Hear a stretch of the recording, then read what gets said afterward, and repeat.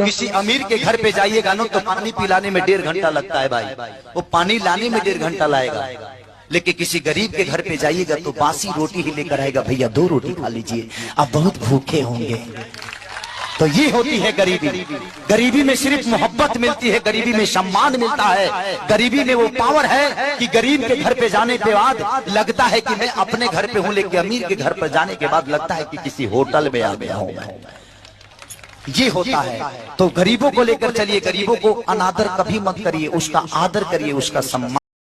इस दुनिया में एक ही मोहब्बत है जो स्वार्थ में नहीं है, वो है माँ का प्यार और पिता का प्यार। वाह वाह। अरे वह कितनों मोटा के अपना माई लगे चल जाए, अरे वह भैंसा होके चल जाए, अब माई से कहें कि माई रे देख तो हमर देहिया ठीक बा, तो माई कहे कि रे तोरा खाए के ना मिले लकारी।